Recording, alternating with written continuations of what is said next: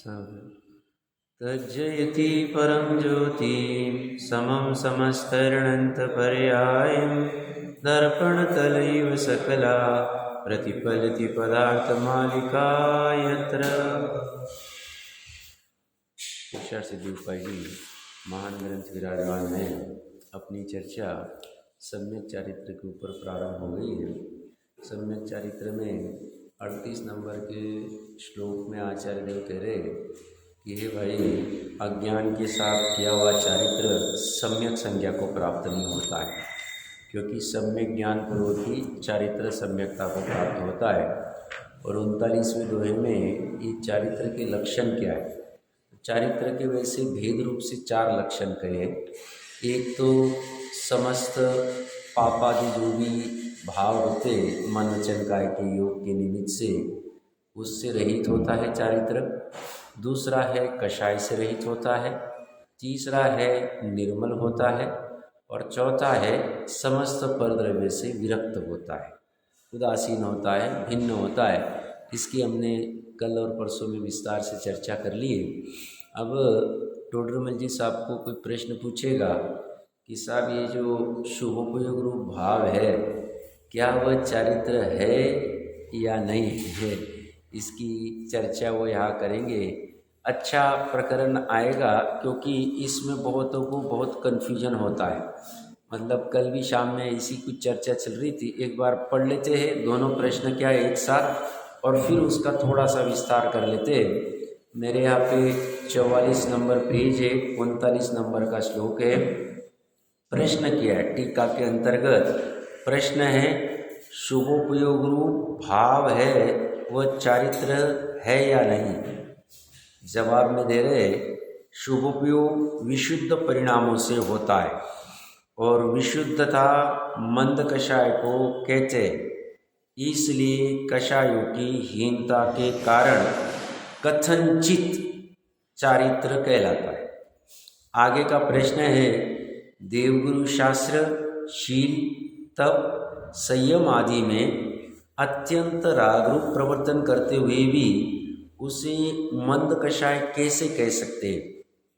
विषय कषाय आदि के राग की अपेक्षा तो वह मंद कषाय, क्योंकि उनके राग में क्रोध मान माया तो है ही नहीं।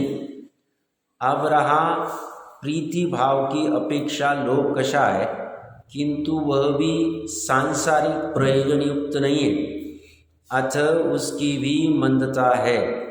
यहाँ भी ज्ञानी जीव राग भाव से प्रेरित होता वहाँ अशुभ राग को छोड़कर शुभ राग में प्रवर्तन करता है, किंतु उस शुभ राग को उपादेय रूप श्रद्धान नहीं करता, अपितु उसे अपने शुद्धोपयोग रूप चारित्र के लिए मलिनता का ही कारण जानता है। अशुभ उपयोग में तो कषायों की तीव्रता हुई है, अतः वह तो किसी भी प्रकार चारित्र संज्ञा को प्राप्त नहीं हो सकता। बहुत अच्छी और सरल बात है, समझ में आती भी है, और हमने पूर्व में चर्चा भी की होगी। बस बात एक प्रश्न खड़ा हो सकता है, सब लोग पढ़ के आए होंगे कि ये जो चारित्र है, अगर ये कथनचित चारित्र कहलाता है, तो क्या ये चारित्र सौवर निर्जरा का कारण हो सकता है? शुभ भाव वाला क्या हो सकता है, बताइए। नहीं होगा, ठीक है। और कोई कहे हो सकता है, तो क्या कहेंगे आप? हाँ, व्यवहार से कहेंगे, ठीक है, कोई बात नहीं। इसमें किसी को कोई विशेष बिंदु कहना है? प्रश्न सरल है। कोई भाइयों में से बहनों में से किसी को कोई विशेष बिंदु कहना है?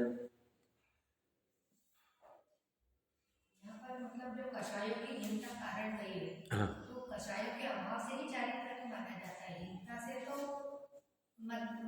कभी कही जाएगी उसकी। मतलब आप कह रहे हैं कि अनंतानुबंधी कषाय अप्रत्याख्यान में आ गई, तो अनंतानुबंधी अभाव को ही चारित्र कह सकते, वो कहना चाह रहे हैं। ठीक है, कोई बाधा नहीं, बराबर कह रहे हैं। इसमें कोई अगर कहे कि क्या यह शुभोपयोग रूप चारित्र सवर निर्जरा का कारण है, तो हम कथनचित कहेंगे हाँ है। कोई कहेगा कैसे कह रहे हो आप, तो जैसे तत्वार सूत्र जी के 6वें अधिकार में देव आयु के आश्रव का कारण क्या, तो एक तो है संयम, संयमा संयम बालतप आदि, और बाद में और कहेगा सम्यकत्वम च। अब सम्यकत्व देव आयु का कारण है, आश्रव का कारण सम्यकत्व कैसे हो सकता है, तो वहाँ पे विस्तार से टीकाओं में चर्चा है। सम्यकत्व के साथ जो राग पड़ा है वह राग देवायु का काम कारण है। ऐसे यहाँ पे क्या शुभोपयोग से हमें सवर निर्जरा हो सकती, हम कहेंगे हाँ हो सकती। कैसे साहब, शुभोपयोग के साथ में जितने प्रमाण में ज्ञानी की अपेक्षा से जितने प्रमाण में उसके स्वभाव की स्थिरता है, कषाय का उदय नहीं है, अनुदय अभाव है, उतने प्रमाण में उसको सवर निर्जरा का कारण कह सकते। जैसे चौथे गुणस्थान वाला जीव है, उसे अनंतानुबंधी की कषाय का अभाव है, बट अप्रत्याख्यान प्रत्याख्यान संजलन की कषाय, तो उस कषाय के सद्भाव में वह कुछ शुभ उपयोग करता है, शुभ भाव करते। जैसे भरत जी आदि समूह शरण में चले गए और वहाँ उनका शुभ भाव हुआ, तो उनका सवर निर्जरा हो रही कि नहीं हो रही उस शुभोपयोग से, तो कहेंगे हाँ होंगे। तो कैसे कहेंगे, शुभोपयोग से होती नहीं है, बट शुभोपयोग के साथ में जो अनंतानुबंधी कषाय का अभाव है, वो अभाव 41 प्रकृति के निरोध का कारण है। इस अपेक्षा से आश्रव का निरोध हो गया, मतलब सवर हो गया। और शैक सम्यक दृष्टि तो उसकी क्या बोलते गुण श्रेणी निर्जरा कथनचित कही जाती, अपेक्षा है वहाँ पे, उस अपेक्षा से निर्जरा भी कह सकते हैं, कोई बाधा नहीं।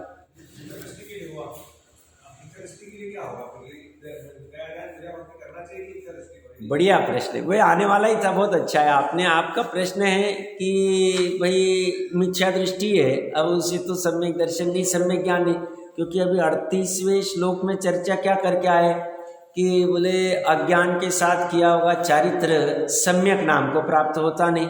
अब जब सम्यक चारित्र ही नहीं तो उसका कोई फायदा ही नहीं होगा। तो मिथ्या दृष्टि का क्या करें, मिथ्या दृष्टि ने क्या ये शुभ उपयोग करना कि नहीं करना। शुभ उपयोग तो आत्मा की परिणति है, और बाहर में जो क्रिया चलती है देव पूजा गुरुपास्ति आदि, वह क्रिया को भी उपचार से शुभ भाव शुभ ऐसा कहने में आ सकता है, शुभ क्रिया कह सकते। अब ये करनी कि नहीं करनी, तो इसमें करनी चाहिए। क्या वो सवर निर्जरा का कारण होगा, तो नहीं कहे। क्यों, क्योंकि सवर निर्जरा तो सम्यक दर्शन पूर्वक ही होती। अब कोई कहेगा साहब बनारसी दास जी ने लिया है ना परमार्थ वचनिका में कि गर्भित चारित्र की गर्भित शुद्धता, जो नित्य निगोद वाला जीव, नित्य निगोद वो मोक्ष मार्ग प्रकाशक के परिशिष्ट में देख लेना चाहिए, वहाँ पे नित्य निगोद वाला जीव है, उससे तो ज्ञान कुछ भी नहीं, अक्षर के अनंत विभाग। अब वो नित्य निगोद वाला जीव बाहर कैसे आया, तो बोलते उसके चारित्र की गर्भित शुद्धता पकड़ो, उसका कोई भाव ऐसा हुआ, उससे कोई ज्ञान नहीं, अभी तक उसने निगोद अवस्था छोड़ी नहीं थी, फिर भी निकला, तो गर्भित शुद्धता यहाँ पे उसको विशुद्धि कहा है वह। तो कोई कहेगा साहब उसमें निर्जरा क्या हुई, अब उसमें निर्जरा क्या हुई, उसको एक्चुअली चरणानियोग आदि मानेंगे नहीं, उसको निर्जरा करणानियोग तो मानेगा ही नहीं, बट उसमें क्या है आप समझना अपेक्षा।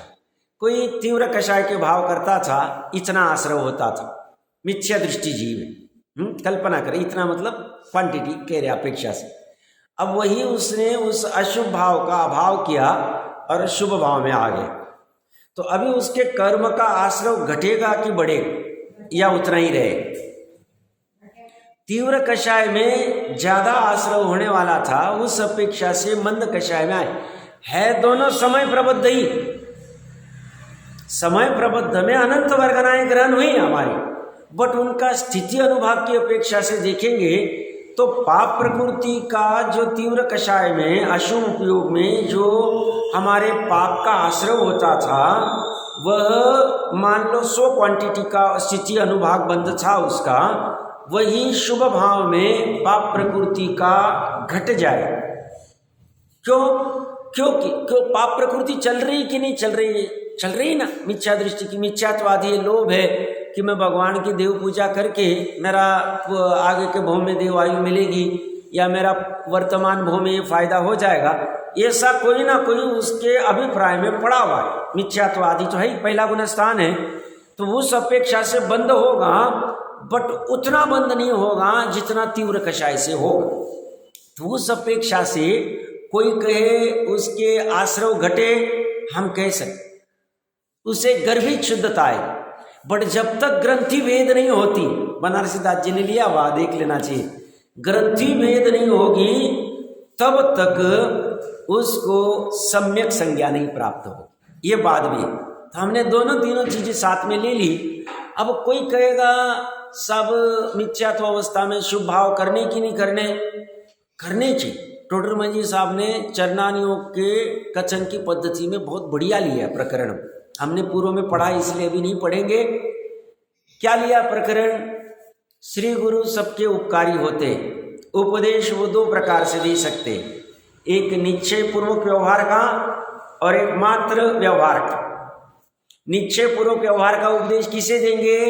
जिसे अनादि निधन त्रिकाली तत्व समझ में आ रहा है, पकड़ में आ रहा है, उसको निश्चय पूर्वक व्यवहार का उपदेश देंगे कि काम तेरा निश्चय से ही होगा, त्रिकाली आत्मा से ही होगा। आज तक जितने का मोक्ष हुआ, जितने का कल्याण हुआ, यथार्थ कल्याण हुआ, त्रिकाली से ही हुआ, और उसी की श्रद्धा ज्ञान और लीनता, यही सम्यक दर्शन ज्ञान चारित्र है, और यही करने योग्य है।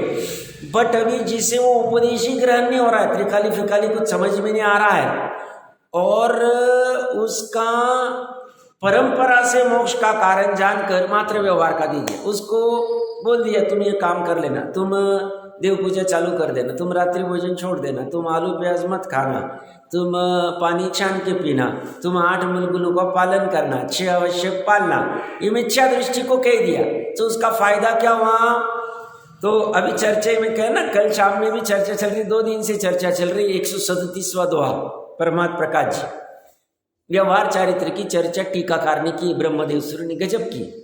कह रहे आज तक जितने सिद्ध अवस्था को प्राप्त हुए व्यवहार सम्यक दर्शन ज्ञान चारित्र, व्यवहार रत्नत्रय पूर्वक निश्चय रत्नत्रय प्रकट करके हुए, और वहां व्यवहार रत्नत्रय में व्यवहार सम्यक दर्शन किसको लिया? तो जीवाजी था तत्वों का श्रद्धा। व्यवहार सम्यक ज्ञान किसको लिया? तो शास्त्र के ज्ञान को, शास्त्र से भली बात समझ लिया, जो है वैसा।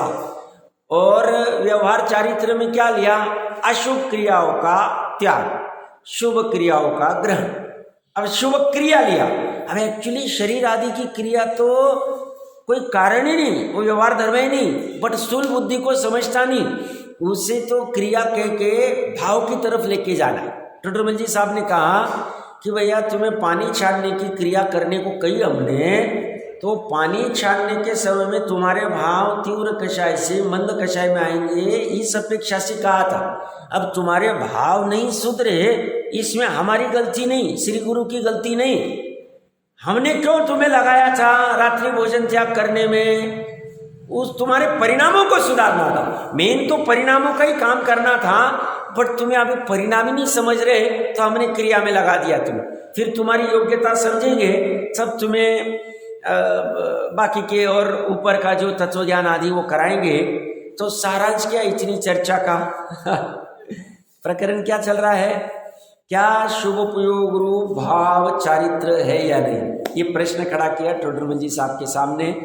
तो कथनचित चारित्र है, अज्ञानी ने भी ये कहना चाहिए। वहाँ पे मैं कह रहा था ना 137वें दोहे में ब्रह्मदेव सूरी कहते हैं ये व्यवहार चारित्र, व्यवहार धर्म, व्यवहार रत्नत्रय, यह किसी समय इससे व्यवहार धर्म से, व्यवहार रत्नत्रय से किसी समय यह जीव, मतलब ये आत्मा पवित्र पावन बन जाता। पवित्र का अपेक्षा है, अपेक्षा है। वहाँ क्या अपेक्षा है? परंपरा की अपेक्षा। वो कोई शुभ भाव से पवित्र हुआ नहीं, बट शुभ भाव में वह तत्व को ग्रहण करने की पात्रता पड़ी। अशुभ भाव से तत्व ग्रहण हो ही नहीं सकता। काम तो तत्व ग्रहण करने से ही होगा, ये बात नक्की। बट तत्व ग्रहण जब जब हुआ अनंतर पूर्वक क्षणवर्ती उपादान कारण उस समय में मंद कषाय थी, शुभ भाव था, शुभ क्रिया थी उस समय। ऐसा कभी नहीं होगा कि वो महावीर भगवान का शेर का जीव मांस भी खा रहा है, मुनिराज उपदेश भी दे रहे हैं और सम्यक दर्शन भी होगा, ऐसा कभी नहीं होगा। मांस खा रहा था, मुनिराज को देखा, अंतर्मुहूर्त काल के लिए मांस आदि खाना छूट गया और शुभ भाव में आया, मंद कषाय में आया और वहां से शुद्ध में चला गया। तो कोई कहेगा साहब उनका जैसा हुआ हम भी ऐसे ही करेंगे, हमारा भी जब निश्चय सम्यक दर्शन होना है शेर आदि के भाव में को या मनुष्य भाव में, उसके अंतर्मुहूर्त पहले हमारे भी शुभ भाव आ जाएंगे, रत्नत्रय आ जाए, हमारा भी हो जाए। भैया अंधे को धन मिल जाए, कल परसों में कह रहा था गड़ा, ऐसा कह के सभी लोग व्यापार बंद नहीं कर देते। सब उसको धन मिल गया हमें मिल जाएगा, हम व्यापार बंद कर देते, घर पे बैठे रहेंगे। हम क्या करते भैया, उसका तो लक था, उसका मिल गया। राजमार्ग क्या है, शांति से दुकान पे जाओ, ग्राहक को माल दिखाओ, माल खरीदी करो, व्यापार करो, घर गृहस्थी चलाओ, ये शांति का मार्ग। ऐसी समझदारी है। हमारे हाथ में व्यवहार रत्नत्रय है। व्यवहार रत्नत्रय में क्या कह रहे हो, तत्वार्थों की श्रद्धान करो। तत्वार्थों की श्रद्धान कब होगी, शास्त्र ज्ञान से होगी, उसको व्यवहार सम्यक ज्ञान करे। शास्त्र का ज्ञान संज्ञ पंचेंद्रिय अवस्था में कर सकते, करो। तुम वो शास्त्र का ज्ञान छोड़ के तुम यहाँ वहाँ के बाहर के उद्योग करते हो, ये तुम्हारी गड़बड़ है। और उसमें तुम मनुष्य भाव खर्च कर देते हो, अति दुर्लभ भाव मिला, उसमें एकदम अति उत्तम, इससे उत्तम और कोई है ही नहीं, ऐसा जैन कुल आदि मिला, जिनवानी आदि मिली, सभी सहयोग मिले। तुम्हें शास्त्र ज्ञान करना चाहिए था, उससे अंश पूर्वक जान के अपनी श्रद्धा ठीक करनी चाहिए। ये तो तुम अपने में ही कर सकते हो, उसके लिए मात्र शास्त्र की जरूरत है। और तुम्हें अशुभ क्रिया का त्याग करना, शुभ क्रिया। अशुभ क्रिया में क्या कह रहे हैं हम, अशुभ क्रिया में तुम अभी मिथ्या दृष्टि हो तो अन्याय, अनीति, असदाचार की अशुभ क्रिया छोड़ दो। तुम अगर 5वें गुण स्थान वाले हो, सम्यक दृष्टि हो, तो तुम्हें 5वीं प्रतिमा है, तो तुम्हें सचित ग्रहण करना अशुभ क्रिया होगी। क्यों, 5वें गुण स्थान की 5वीं प्रतिमा वाला कुछ भी ग्रहण करेगा आहार आदि रूप में, अचित ही करेगा, बिना चित्त का, बिना चेतना का करेगा, तो सचित डायरेक्ट खाएगा ही नहीं वो, उसके लिए वो अशुभ क्रिया हो गई। और चौथे गुण स्थान और पहले गुण स्थान वाले ने अगर मार्केट में ऐसे ही गया वो और सेब लिया, उसने उठाया और खाया, उसके लिए वो अशुभ क्रिया होगी। क्यों, अंदर जीव हो सकते, तुमने शोधा नहीं, मालूम है तुमने प्रतिज्ञा नहीं ली, बट घर पे अच्छे से धो चाके तुम वहां पे चूहा आदि ने, किसी ने मल मूत्र कुछ त्याग किया होगा, तुम आके धोगे, चोगे, अच्छे से सूर्य आदि से सुधारोगे, देखोगे कहीं जीव आदि तो नहीं है, और फिर जैसी भूमिका होगी वैसे का हो सकता है तुम उसको अचित नहीं करो, मानते करना चाहिए बट नहीं, अभी तुम्हारा वो प्रतिज्ञा भी नहीं और तुम्हारे भाव भी नहीं आ रहे, तो तुम पहले गुण स्थान में भी वो क्रिया ऐसी ही करोगे। ये आर्य की क्रिया है। म्लेच्छ तो उठाएगा वो टपरी पे से खा लेगा, म्लेच्छ जाएगा वो ठेले पे भी बैठ खड़ा होके पानी पूरी खा लेगा, अब उसका पानी कैसा वो शोधेगा नहीं। ये कह रहे वो अशुभ क्रिया है। तीव्र कषाय में ऐसी क्रिया होती, अब ऐसे तीव्र कषाय को त्रिकाली आत्मा कहाँ से मिलेगा, त्रिकाली आत्मा ऐसी कोई फालतू चीज है क्या। कह रहे गोमट सार जीवकांड क्या कह रहा है, 29 अंक प्रमाण मनुष्यनिया है, उसमें से मात्र 700 करोड़ सम्यक दृष्टि है, और सम्यक दर्शन बिना ज्ञान सम्यक नहीं, और अज्ञान अवस्था में सम्यक चारित्र होता नहीं। सम्यक ज्ञान के साथ में सम्यक चारित्र होता है, तो तुम्हारा सम्यक ज्ञान, सम्यक दर्शन ही नहीं तो सम्यक चारित्र होगा ही नहीं, और जब चारित्र ही सम्यक नहीं तो मोक्ष मार्ग कहां से प्रारंभ हुआ तुम्हारा। तो ये पहली त्रुटि। तो साहब पानीपुरी तो अगर वो फिर 11 अंग वाला जो 28 मूलगुण पाल रहा है द्रव्यलिंगी मुनि, उसी काहे को हो नहीं रहा है सम्यक दर्शन। अरे भैया टोडरमल जी साहब ने खड़ा किया प्रकरण, वो जैसा पुरुषार्थ करना चाहिए वैसा नहीं कर रहा है। क्या पुरुषार्थ करना चाहिए, उसने 11 अंग के सार रूप में त्रिकाली आत्मा जिसका श्रद्धान करने से जिसका स्वानुभव करने से, जिसकी लीनता करने से मेरा मोक्ष मार्ग प्रकट होगा, उसे पुरुषार्थ पूर्वक अपनी पर्याय में, श्रद्धा ज्ञान चरित्र की पर्याय में ऊर्ध्व करना चाहिए और बाकी 11 अंक के ज्ञान को गौण करना चाहिए। वो नहीं कर पाता, ये उसके पुरुषार्थ की कमी। और वो शेर का जीव 11 अंक का ज्ञान नहीं किया है, उसने पुरुषार्थ पूर्वक वो उसको ऊर्ध्व कर दिया। ऊर्ध्व कर दिया मतलब ज्ञान मात्र उसी को जान रहा है शुद्धोपयोग की अवस्था में। श्रद्धान प्रतीति रूप में, विश्वास रूप में मात्र उसी को प्रतीति कर रही कि यही मैं हूं, ये सही मैं हूं, अन्य मैं नहीं, अन्य प्रकार से नहीं, अन्यथा नहीं, कुछ भी नहीं हूं मैं। और चारित्र भी लीनता उसी में कर रही है, कोई शुभ उपयोग नहीं कर रहे, कोई अशुभ उपयोग नहीं चल रहा है। अब ये वो नहीं कर पा रहा है, उसकी कमजोरी। वो मतलब जब जब ये निश्चय चारित्र आदि प्रकट होगा शुद्ध उपयोग वाला, उसके अनंतर पूर्वक क्षणवर्ती पर्याय में शुभ पर्याय होगी और उसका अभाव पूर्वक ही होता है।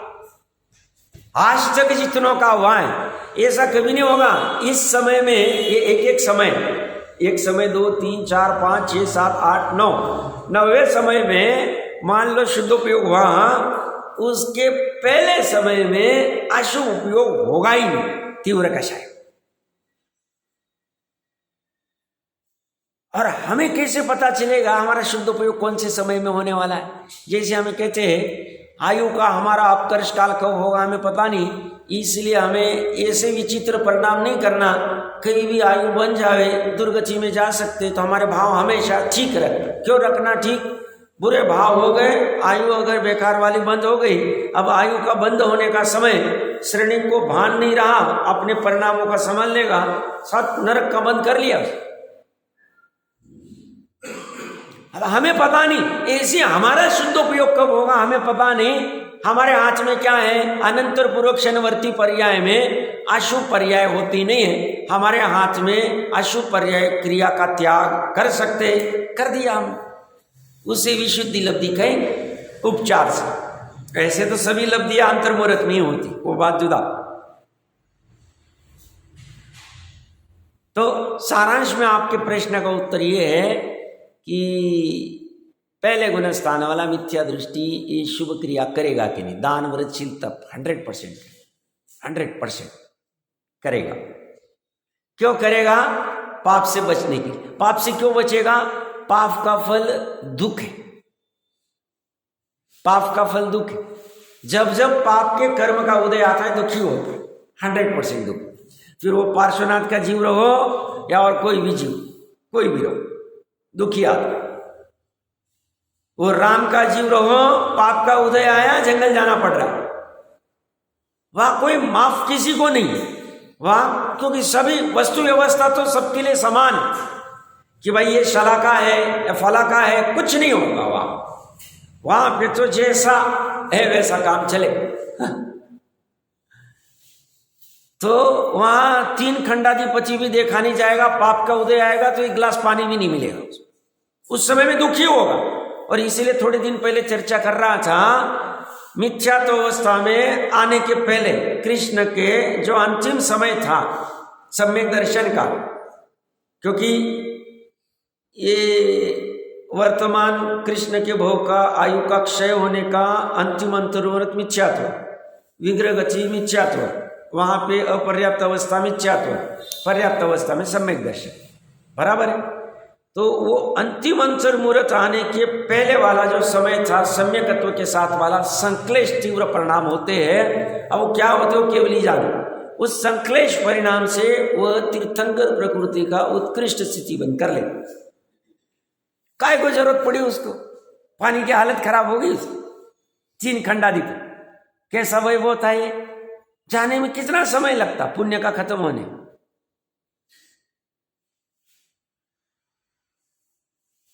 तो शुभ भाव पाप से बचने के लिए कर रहे, पाप का उदय आता है तो अच्छी की लग जाती है, इसीलिए कह रहे हैं कि शुभ भाव को ग्रहण करता है मिथ्यात्व अवस्था में भी।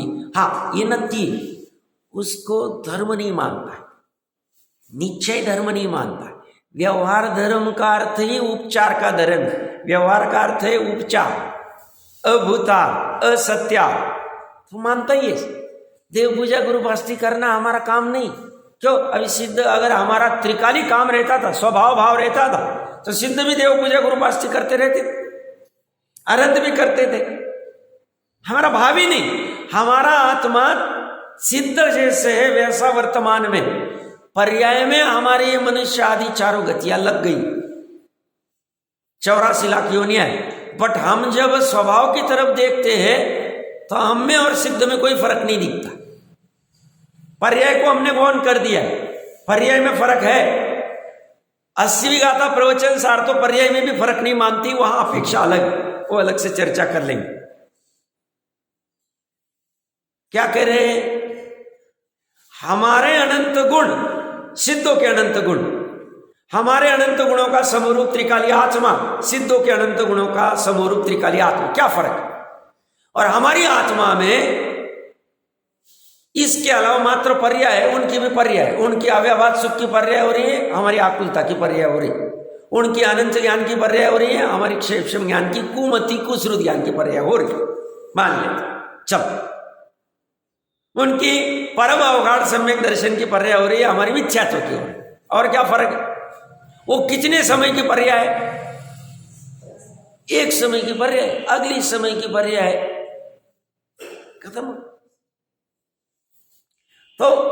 तो जब सिद्ध ये कुछ नहीं कर सकते तो स्वभाव से हमारा भी नहीं, पर्याय को हम मानते ही नहीं है। मानते नहीं मतलब प्रयोजनभूत नहीं मानते, उपादेय नहीं मानते, लक्ष्य करने योग्य नहीं मानते, सुख का कारण नहीं मानते। इसके लक्ष्य से सुख, परद्रव्य को तो सुख का कारण मानते ही नहीं, पर्याय को भी मानते नहीं। हम तो आलंबन अपेक्षा से सुख का कारण एकमात्र अनंत गुणों के समरूप अपने त्रिकाली आत्मा को मानते, पूरे 3 लोग और आलोक, और कोई है ही नहीं हमारे लिए। और उत्पत्ति की अपेक्षा से कथनचित हम उस सम्यक दर्शन ज्ञान चारित्र की पर्याय को उपादेय मानते हैं कि धन्यवाद भाई तुम उत्पन्न हो गए, हमारा भी संसार का अभाव हो जाएगा, ये 4 गति 84 लाख दुनिया छूट जाएगी। इस अपेक्षा से कथनचित भेद विवक्षा में चर्चा में आता है, बाकी पर्याय की कोई वैल्यू नहीं, कोई कीमत नहीं।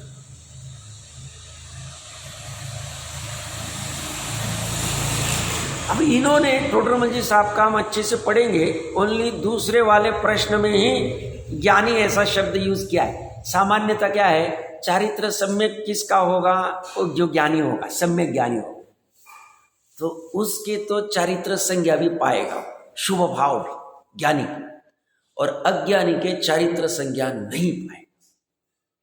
कोई कहेगा सिर्फ फिर चौथे गुणस्थान में वो सम्यक ज्ञानी है तो उसको चारित्र संज्ञा पाएगा क्या? अगर पाएगा तो फिर उसको अविरत क्यों कहा है? अविरत क्यों कहा है?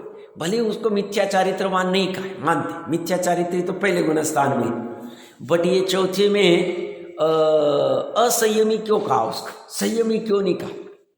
तो जैसा वो चरणानी योग की अपेक्षा से असंयमी कहा है। चरणानी योग में जो बाहर में दिखता है उसी को संयम करें। सब बाहर में दिखता है उसको क्यों? क्योंकि बाहर में अगर दिखता है उसी को संयम नहीं कहेंगे, अंदर वाले को ही कहेंगे, तो बाहर में जो बड़ा मौक पड़ा है, जो किसी को देख के धर्म मार्ग में लगना चाहता है, उसे अगर बाहर दिखे नहीं और कोई बैठ के कहे हम चारित्रवान हैं, हमारे अंदर में सम्यक दर्शन भी प्रकट हो गया, हमारा चारित्र भी है, और बाहर में रात्रि भोजन करते जा रहा है और अनसंड प्रवृत्ति कर रहा है, ऐसे झांसे में पब्लिक आ जावे तो गड़बड़ हो जाएगी। चरणानी योग का काम क्या है? उसका तीव्र कषाय से उसको मंद कषाय में लाना है, मेन काम उसका वो है। बाकी अध्यात्म और द्रव्यानी योग अलग से चर्चा कर लेंगे, वो उसका काम अलग है, हर एक का काम अलग अलग। जैसे कान का काम सुनना है, देखना नहीं, आँख का काम, ऐसी चरणानी योग का मेन काम है उसको बस एक लेवल पे लेके आ जाना, जहाँ पे उसकी भूमि उपजाऊ हो जाए, जहाँ पे हम बीज बो सकते हैं रत्नत्रय वाला, और उसके फिर अंकुर और पेड़ और फल सब आ सकते हैं, वो तैयारी करवा देता। तो वो कहेगा भैया बाहर में ये इसने प्रतिज्ञा कुछ ली नहीं है, अकंप रूप से चारित्र की परिभाषा में पढ़ा, जब वो अकंप हो जाए तो उसके चारित्र लेना चाहिए। 36वें दोहे में 37वें दोहे में हमने पढ़ा था। तो वैसा वाणी है, ये कभी भी जुआ खेलने में बैठ जा सकता है। शायद क्षमिक सम्यक दृष्टि वाला तो कभी भी कुछ भी कर सकता है, गड़बड़ हो सकती, चलमल आघाड़ दोष भी रहे और ये गड़बड़ कर सकता है। तो इसको हमने क्या किया, शायद सम्यक दृष्टि तो बहुत कम है, वो भले ही एक आध बार जुआ खेलने बैठ जाएंगे युधिष्ठिर आदि जैसा, बार बार तो करेंगे नहीं, बट इसके तो कभी भी कुछ ठिकाना नहीं। हमने इसको संज्ञा दी नहीं। हाँ, 5वें गुणस्थान वाले को एक देश चारित्र की संज्ञा दी है, तो इसको भले ही बाहर से चरणान योग से असंयमी अविरत कहा जाए, बट फिर भी अंदर में जिनवानी इसको स्वरूपाचरण चारित्र मानता है। स्वरूप में स्वरूपाचरण कैसे मानेंगे साहब? अनंतानुबंधी की कषाय के अभाव में अंदर चारित्र की पर्याय में कुछ ना कुछ हुआ या नहीं हुआ, ये निर्णय करो पहले। चारित्र की पर्याय जैसी मिथ्यात्व अवस्था में आ रही थी, अनंतानुबंधी आदि कषाय रूप, क्या वैसी अभी भी चतुर्थ गुणस्थान में आ रही? अगर आ रही है तो फिर उस पहले में और चौथे में फर्क क्या पड़ा? और अगर फर्क नहीं पड़ा तो सर्वज्ञ की जिनवानी झूठी हो जाएगी, 14 गुणस्थान झूठे हो जाएंगे। क्यों? आप तो बोल रहे पहले और चौथे में कुछ फर्क ही नहीं पड़ा। पड़ा है फर्क। हाँ, ये हो सकता है पहले गुणस्थान वाला मिथ्या दृष्टि और चौथे गुणस्थान वाला मिथ्या दृष्टि दोनों की बाह्य क्रियाएं समान हो सकती। ये भी देव पूजा कृपास्ते आदि करता है, ये भी करता है, ये अनैति नहीं करता है मिथ्या दृष्टि, ये भी नहीं करता है, समान हो सकती। इससे कभी भूल हो सकती इससे कभी बाहर में भूल भी नहीं हो। जैसे चौथे गुणस्थान वाला जुआ खेलने बैठ गया या कुछ और अन्य कर दिया, जैसे राम की भी भूल हुई चौथे गुणस्थान में, सीता को बिना कोई चर्चा के ऐसी निकाल दिया।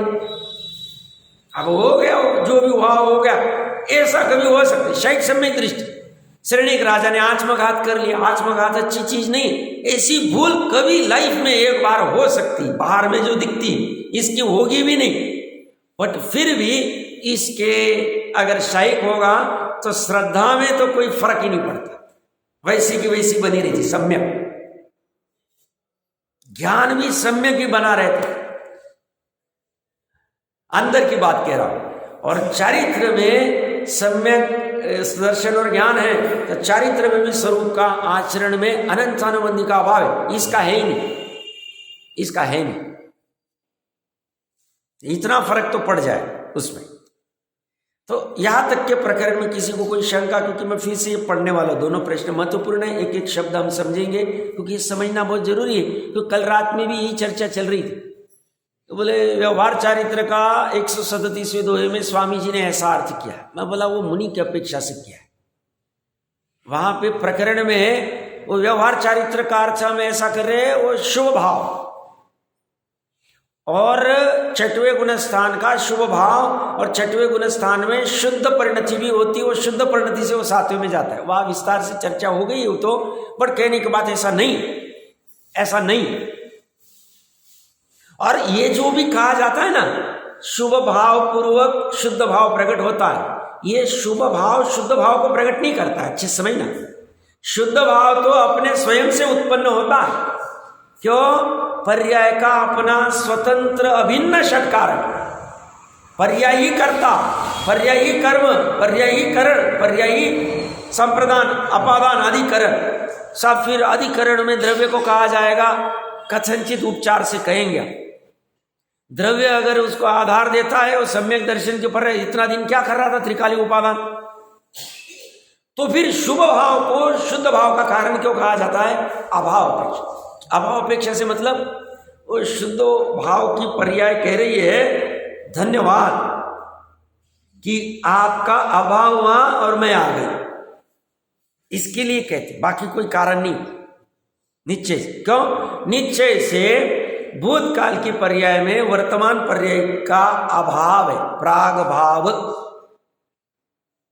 ऐसे तो कोई एक पर्याय का दूसरे पर्याय में कोई लेना देना नहीं। जब पर्याय की स्वतंत्रता है तो बाकी की क्या बात कर रहे। बट व्यवहार के कथन चलेंगे, क्योंकि स्थूल बुद्धि वाले को इतने सूक्ष्म कथन पकड़ में आवे जरूरी नहीं, तो उसको कहेंगे शुभ भाव भी कथनचित चारित्र है, शुभ भाव से शुद्ध भाव प्रकट होता है, ऐसा कहेंगे। अगर उसको निश्चय से मान ले, व्यवहार से न माने, तो फिर अशुभ भाव शुभ भाव का कारण हो जाए। ऐसा होता नहीं। आप समझना चाहिए। क्यों? शुभ भाव को प्रकट होगा, अशुभ भाव के अभाव पूर्वक ही होगा। तो शुभ भाव को चारित्र सवर निर्जरा का कारण कहाँ है? ये जो शुभ भाव है ना, ज्ञानी जीव का चौथे गुण स्थान में शुभ भाव हो रहा है। हाँ, हो रहा है। भरत जी का समूह शरण में जाने का भाव हो रहा, समूह शरण की देशना सुनने का भाव हो रहा। तो शुभ भाव है कि शुद्ध भाव है? शुभ भाव है। अगर शुद्ध उपयोग नहीं कर रहे तो शुभ भाव में अनंतानुबंधी कषाय का जो अभाव है वह सम्यक चारित्र है।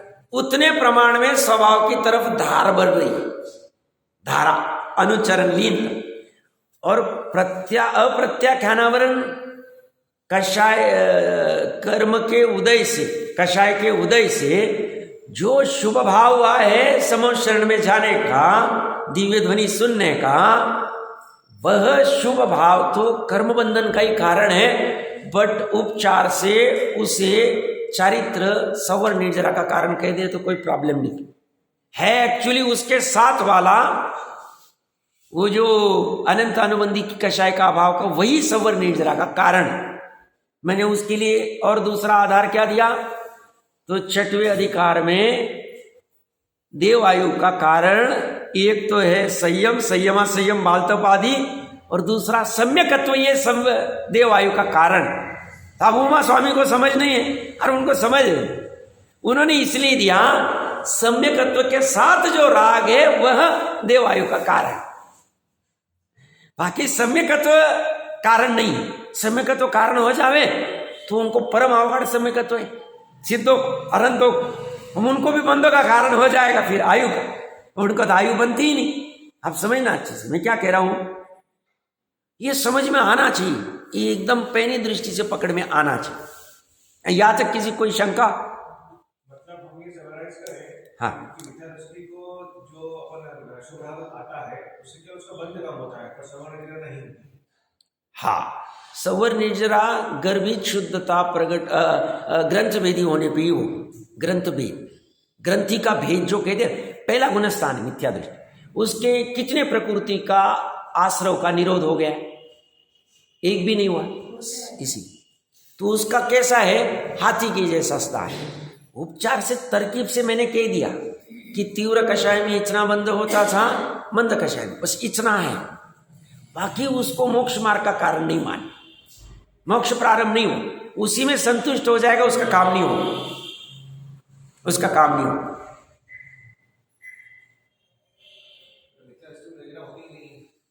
नहीं कह सकते। सविपाक निर्जरा, अविपाक निर्जरा नहीं होती बिना फल वाले।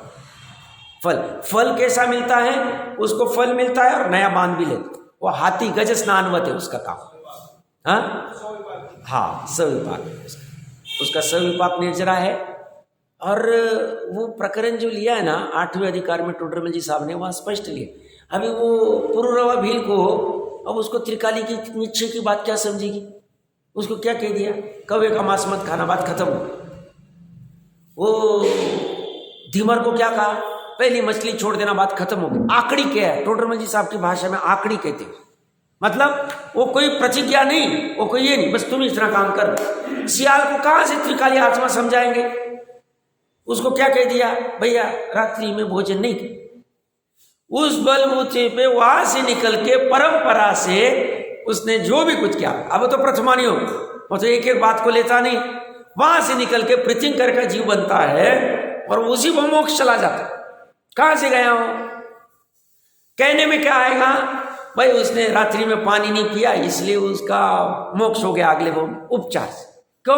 प्रथमानी बहुत स्थूल कथन करते, किसी को किसी में मला के कुछ भी कह देते, व्यवहार नहीं किसी को। अब वो अकृत पुण्य को क्या कहा? उसका इतना धन्य कुमार के भाव में इतना पुण्य, तो बोलते उसने मुनिराज को एक आहार दिया, इससे हुआ। ठीक है ना, स्थूल कथन। बाकी पुण्य नहीं किया ऐसा थोड़ी, बाकी भी किया होगा। अब कौन सा कब फलता है वो तो करना नहीं होगी जाने। प्रथमान योग तो इतना डिटेल में जाता ही नहीं, उसको तो दान में लगाना है। देख अकृत पुण्य ने ऐसा भाव दान किया, देख कैसा इसकी लगा दिया, उसको काम पे लगा दिया। देख उसने रात्रि भोजन छोड़ा और अगले भो में मोक्ष चला गया। क्या कह दिया उसको? मोक्ष में पहुंचा दिया, प्रथमान योग। अब उसकी पद्धति वैसी, कहने की पद्धति, तो उसमें कोई बाधा नहीं होनी चाहिए, तो बात तो ऐसी चलेगी। देखिए यहाँ पे फिर से वो प्रश्न देखते क्या है। हाँ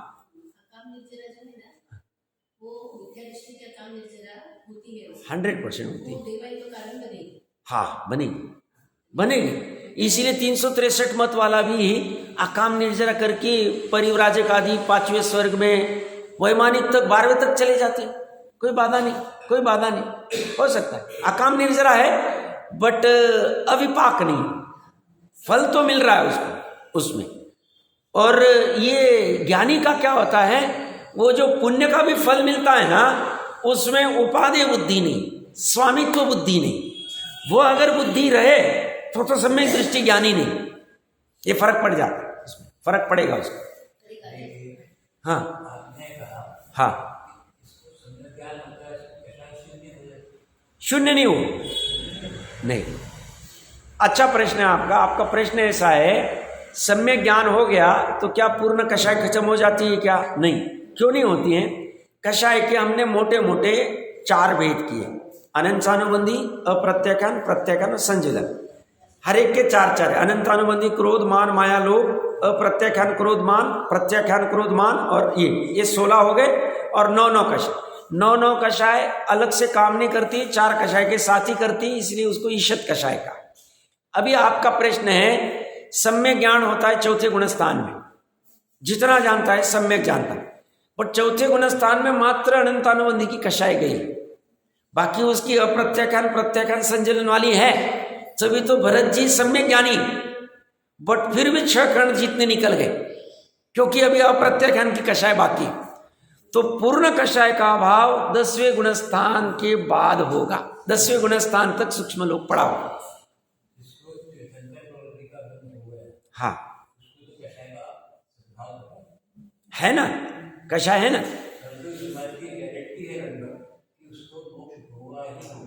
बराबर, बढ़िया, बराबर कह रहे। मतलब तीर्थंकर प्रकृति का बंध 4थे गुणस्थान से 8वें गुणस्थान के 6वें भाग तक होता है, 8वें गुणस्थान के 6वें भाग तक होता है। तो 4थे गुणस्थान में भी कषाय है ना, 8वें तक कषाय, वो कषाय के निमित्त से ही बनता है, क्योंकि कर्म जितने भी बंधेंगे कषाय से ही बंधेंगे, या तो शुभ वाले या तो अशुभ वाले। पुण्य बंधेगा तो शुभ से बंधेगा, पाप बंधेगा तो अशुभ से बंधेगा, तो होता ही, बराबर कह रहे आप। देखिए यहाँ पे प्रश्न में है 39वें श्लोक के, शुभोपयोग रूप भाव है वह चारित्र है या नहीं? शुभ भाव को चारित्र, शुभोपयोग विशुद्ध परिणामों से होता है। तो कभी भी अपने अगर शुभ भाव हो जाए, मतलब ये इतनी चर्चा क्यों करनी है, हमने शुभ भाव को, शुभ क्रियाओं को उखाड़ दिया। स्वामी जी ने ऐसा कहा नहीं, हमने उनके उपदेश को ऐसा ग्रहण कर लिया, हमारी गड़बड़। कल शाम में भी कह रहा था, इसलिए हमने पूरी शुभ क्रियाएं टांग दी। रात को 11 बजे भी पानी पी लेते हैं, आलू प्याज भी खा लेते, अष्टमी चतुर्दशी भी कुछ भी नहीं देखते, हरी सब्जी कुछ भी करने लग जाते। हम समझते ही नहीं कि बीच बीच में शुभ भाव और उसके निमित्त से बाहर होने वाली शुभ क्रिया। शुभ भाव आया कि आज अष्टमी है या कल चतुर्दशी है, हम कल हरी सब्जी नहीं खाए, हो गई बात, हमने त्याग कर दिया, एक दिन के लिए हम त्याग करेंगे। तो ये शुभ भाव अंदर में आया और बाहर में क्रिया क्या हुई कि आज हमने हरी सब्जी नहीं ली, आज हमने सामान्य दूसरा कुछ भी कठोर आदि से काम चला लिया, चने आदि की से, बराबर। हमने किया कि हम अभी पानी नहीं पिए, भले हमने प्रतिमा धारण नहीं, पर हम जावत जीवन रात्रि में पानी भी नहीं पिए, अन्न ही नहीं लगाएंगे। ये शुभ भाव विशुद्धि है, मानो मिथ्या दृष्टि की भी विशुद्धि मानो। 1-2 मिथ्या दृष्टि बाजू में बैठे, एक रात्रि में 11 बजे क्या 2 बजे में उठ के पानी पीता है, कुछ भी खाता है, चने वने कुछ भी खाता है, और दूसरा मरण की कीमत पे नहीं खा रहा है, विशुद्धि है उसकी दूसरी। ये पूर्ववाभिल सम्यक दृष्टि था कि मिथ्या दृष्टि? प्रथमायुग की घटना कह रहा हूं, मिथ्या दृष्टि था। उसने कौवे का मांस छोड़ा। उसका मित्र परीक्षा लेने आया, उसको बीच में कोई व्यंतरिणी मिली थी, प्रथमानी की घटना देख लेना चाहिए। तो वो बोले ये इसको कर दो तो ये मेरा देव होने वाला है, जो भी उसने अब किया होगा पता नहीं। वो जाके परीक्षा के लिए के चाहे कौवे का नहीं तो दूसरा कुछ कर। बोले कौवे के मांस ताक के प्रताप में मैंने भवंतरी की आयु बांधी। वो बोलता है अरे गजब धर्म है, एक कौवे का मांस छोड़ा, इचरा हो गया। उसने अनुव्रत आदि जो भी कोई भाव हुए होंगे वो तो अभी केवल ही जाने, प्रथमानी की घटना है। उसको करके उसने वैमानिक पहले दूसरे में चला गया। भवंतरिक से तो वैमानिक बैठा रही है। अब वो कहां से हुआ? उसकी विशुद्ध परिणाम से हुआ। उसे समय है वो बंदई, हमें भी पता है वो तो क्या बंदई, बट अभी जब तक वो पूर्ण संसार का अभाव नहीं होता, केवल ज्ञान प्रकट नहीं होता, तब तक दुख में जाने से अच्छा ठीक कथनचित श्रद्धा में उसको अच्छा मानना नहीं कि साहब ये अच्छा है, देव आई तो अच्छी है, ऐसा नहीं मान। हमारे भाव तो ये होने चाहिए निरंतर, हमें धर्म का सहयोग कहाँ मिले। कल परसों किसी के साथ चर्चा हो रही थी, बोले आपने कभी प्रवचन में कहा था कि 7वीं नरक में जाके भी हमें सम्यक दर्शन प्रकट हुआ तो चलेगा, हम जाने को तैयार। मैं बोला हाँ अपेक्षा है, वो तो मैं नहीं कह रहा हूं, परमात्मा प्रकाश जी कह रहे। क्यों कह रहे?